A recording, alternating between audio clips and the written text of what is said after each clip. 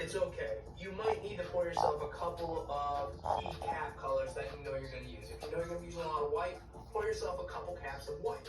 If you know you're going to use a lot of X color, pour several caps of that. And if a color gets really tarnished up to where it's just like, wow, it's got way too much in it, you might need to just pour another cap. But for the most part, it works flawlessly for me. Okay, now we're going to start with the yellows again. So I dip into a little bit of yellow. I just want to show you that real quick.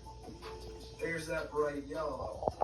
Now I can even stay in my yellow realm here, a little bit of yellow, a little bit of this, and just kind of mute it a touch. See that? It's just muted, just a touch. You have the bright yellow, and now we're muted a little bit. Now if we go from that bright yellow and dip into a little bit of that really dark orange, now you get a completely different color. So you start to see what's happening here. So you want to darken and color up. It can be a really great option, and a lot of people love to dip into like a gray wash, a little bit of black to get a darker color. And you can do that. But I believe that that kind of gives your tattoo a little bit of a murky look, because that black blends with those colors and kind of does what it does. There's another way to get dark tones in an area where there's dark color. It's simply that way. You just grab a dark color. So let me show you. So we dip into this purple here, plum color. You see that's a nice dark tone. You can mix this dark color with other colors to give it a little bit more of a deep feel. You can do this with browns, reds, greens. You can do it with anything. Pick a darker tone and mix that with your tone. And you're going to get way more of a dynamic look. Let me clean off these needles again. We're in the water first. Out of the water.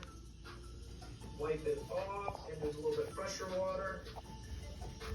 And we are ready to rock. Same thing goes with our greens. We'll start with a little bit of this light green. There we go. Got a light green. Now, if you don't have a light green, but you want a light green, go into whatever green you have. Grab a little bit of yellow. Not enough yellow.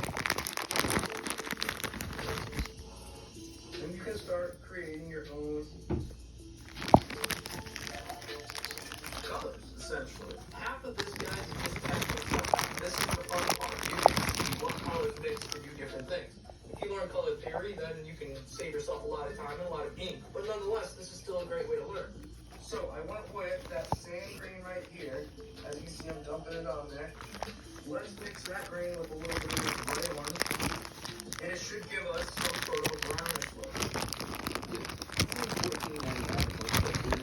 And $9.99 a month for a music app. And see that? A little bit of a brownish look.